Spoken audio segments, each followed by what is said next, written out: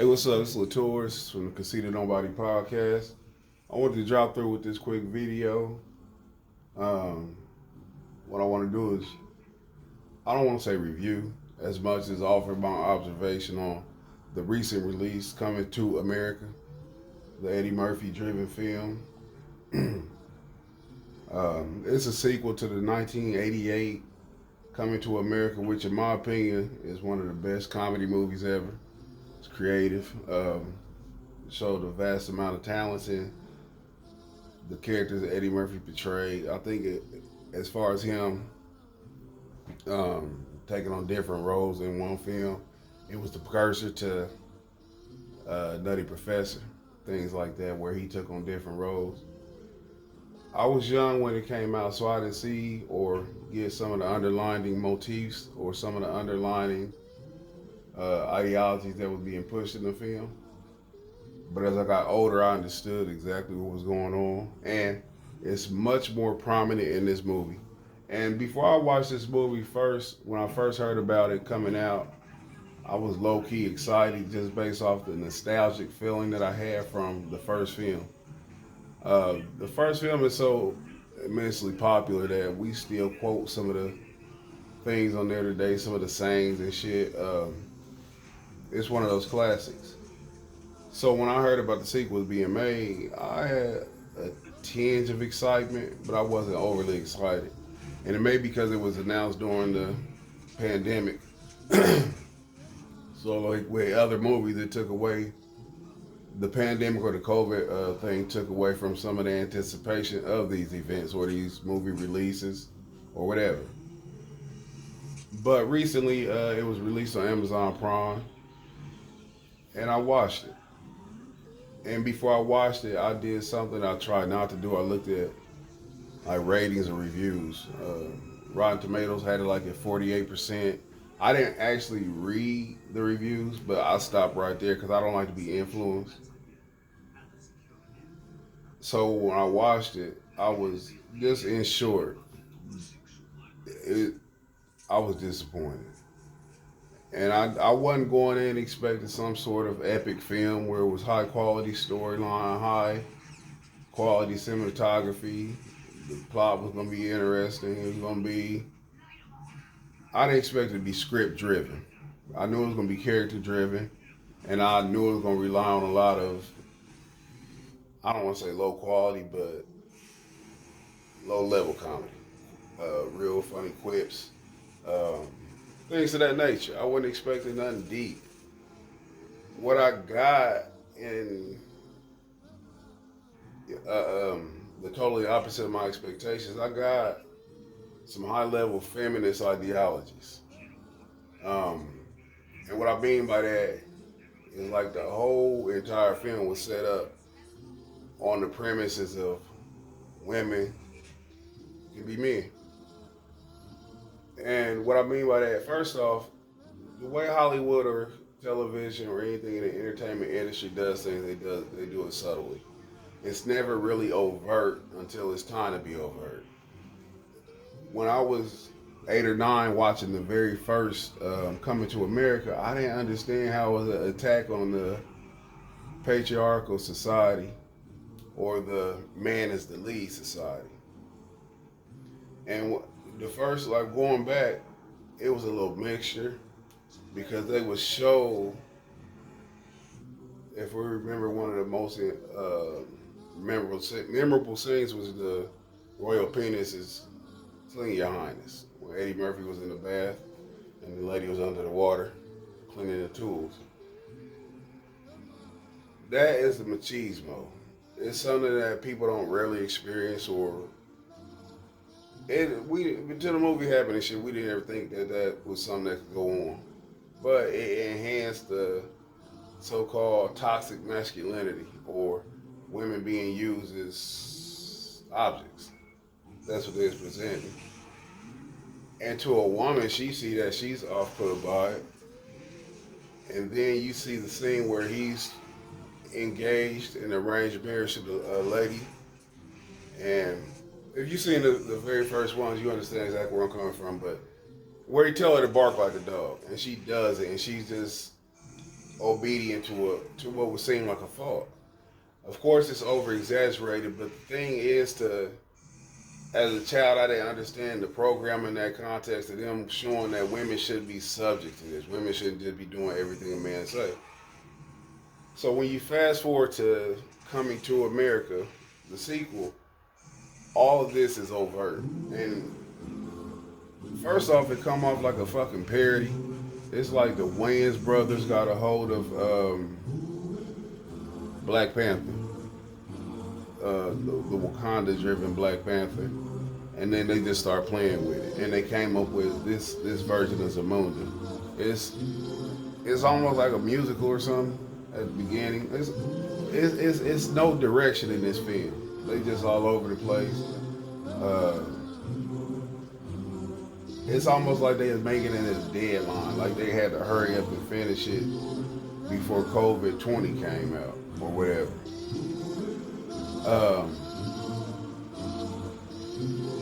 Eddie Murphy or Prince of King, he is the king of Zamunda, or he's the heir. His father is dying, James Earl Jones, and this signifies the changing of an heir, the changing of a guard, and it's much more than just him dying. It's a way of life dying.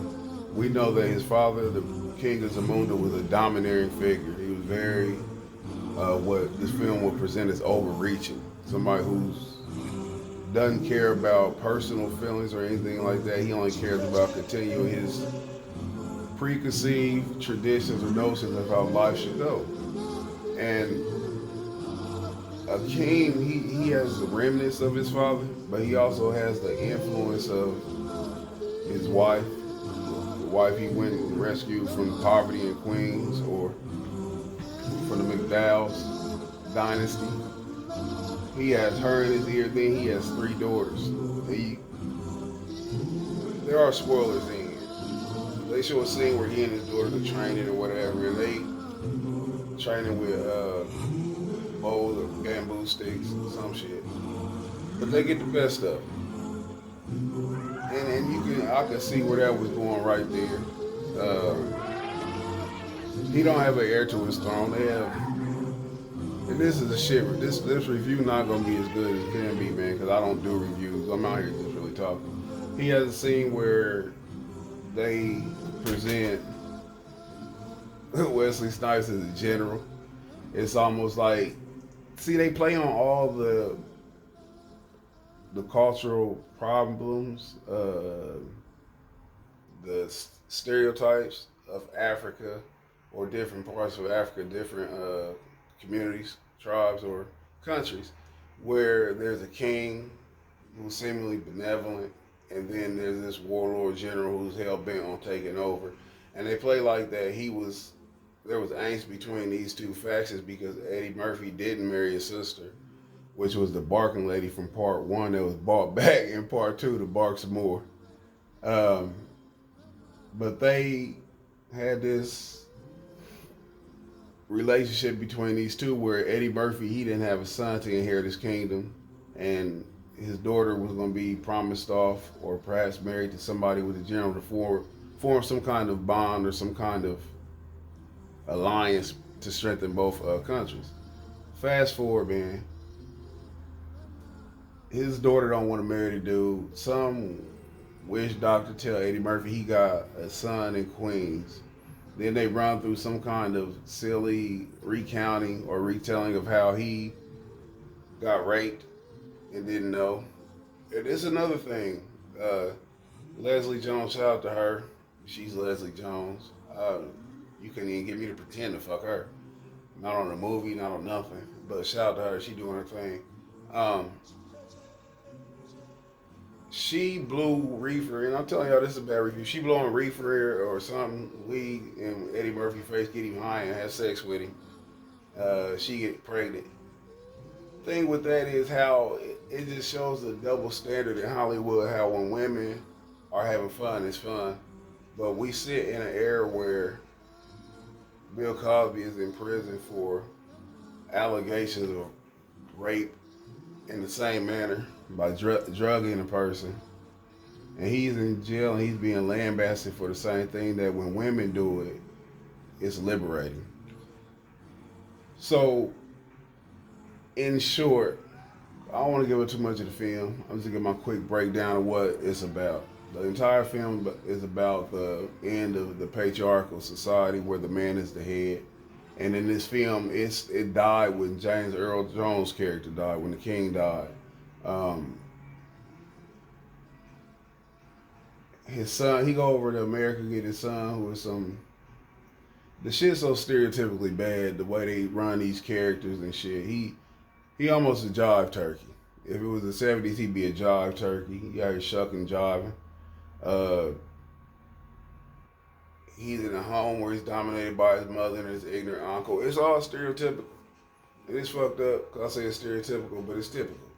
Because we do see this in the community and stuff where we have dudes who are overly raised by their mothers. And then the male in their lives are shit shows. And this shit show uncle was played by Tracy Morgan. Um, damn, man. When Eddie Murphy's father died,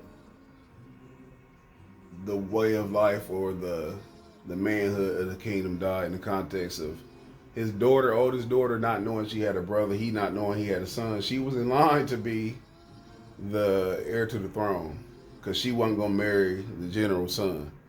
And it showed like how they tried to exude that she was being oppressed because she was a woman. And they kept highlighting or remarking about this is the law, this is the law. And subtly they are saying that law and structure is wrong. That to have rules in place is wrong. We've never seen in the history of the world a queendom. Never. But the way society is set up right now, they push the divine feminine ideology where they want you to worship women or hold women on a pedestal that they get on simply because they are women. Where it's not because you've achieved anything. Like they show her as being able to fight with a bow, which qualify her to be like a man. And they think that, or Hollywood pushes this idea that women have to compete with men. They have to do what men doing to feel validated. And this movie, and as a comedy, if you just look for something to laugh at, you'll find things to laugh at. But when you watch television, the movies how I do, it's hard to get past these things because it goes past. We're not entertaining anymore. We're doing indoctrination. We're trying to push our agendas.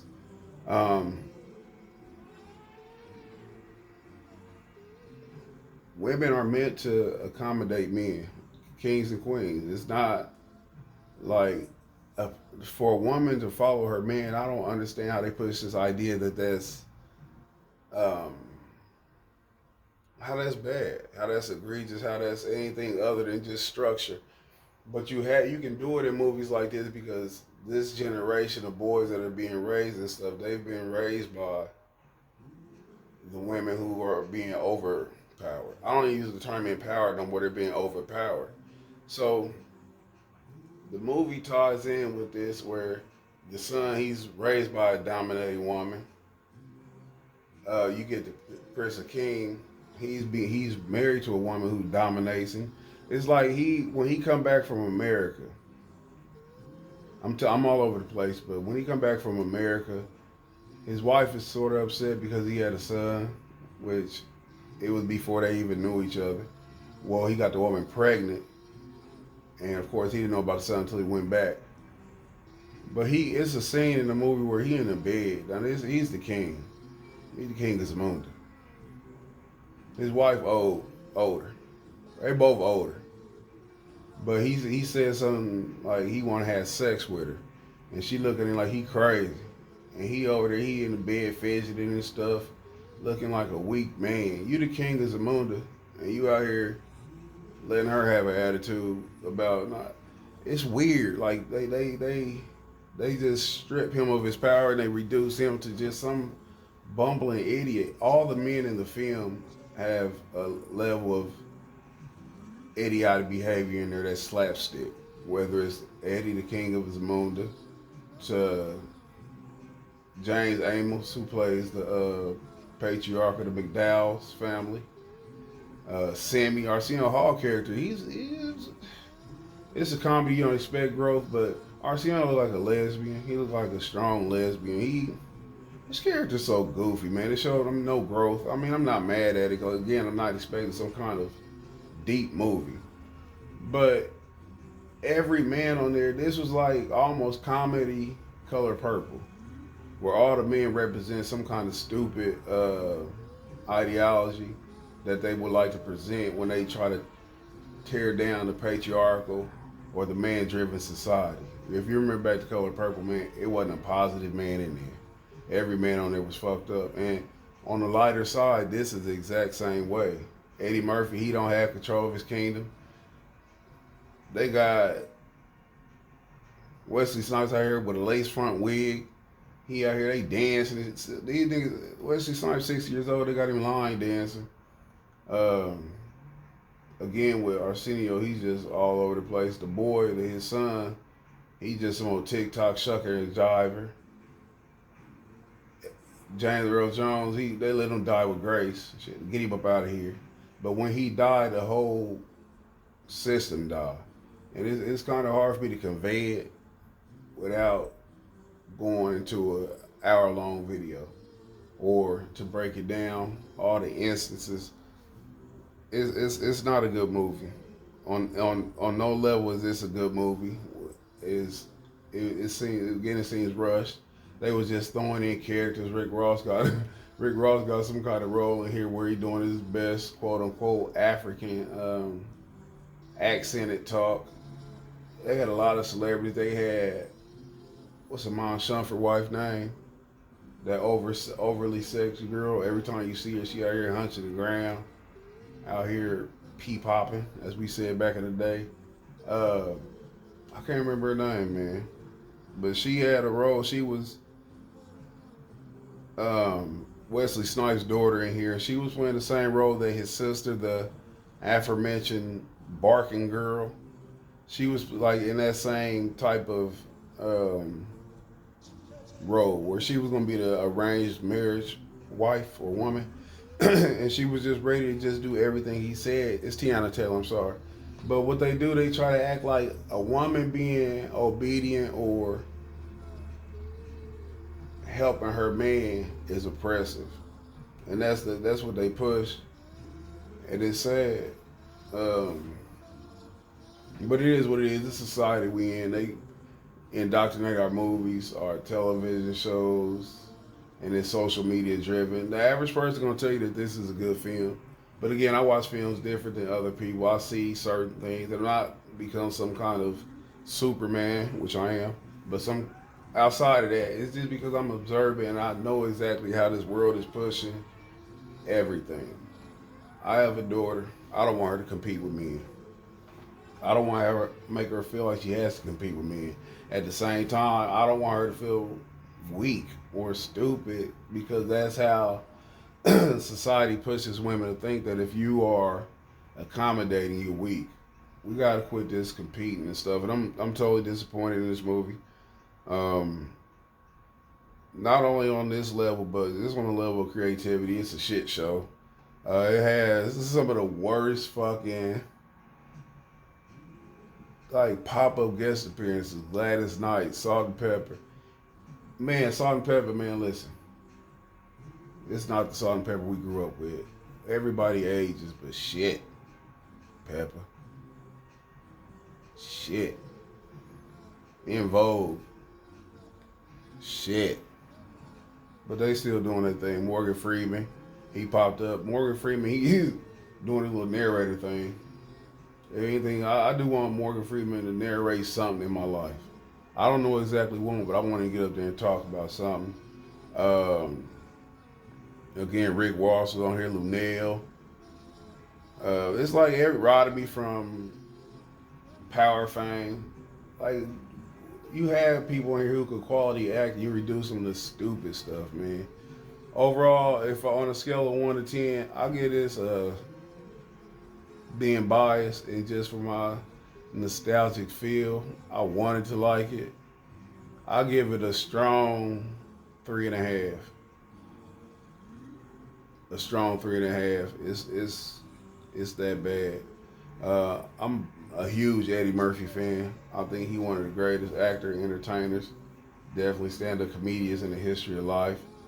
There's a lot of films that people lambast or hate of his, such as Showtime or Pluto Nash, that I like.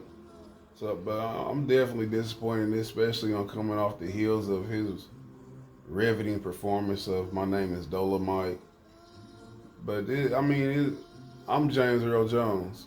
I'm the old guard. I'm on my way out. The ideologies that I have, the ideologies that has the world in the place where it's at now. Uh, People can look at how they want to, but men are the reason why societies are societies. But with the push of the divine feminine, feminism, all that stuff, we're gonna see much more of this. We seen the remake for Ghostbusters, all girls. The Ocean's movie with all girls, and then movies always fail because it's not driven off of quality or talent. It's driven off sexism or some kind of, I don't know, man. It's like you uprise and you rise it up against nothing, then come up with these terrible films. But anyway, that's my quick take. If you sat through this shit, I commend you because I didn't give you no kind of sauce. It's a terrible movie. I'm disappointed. But you can catch us every Tuesday at 8 p.m. on the best podcast you never heard of, the Conceited Knowbody.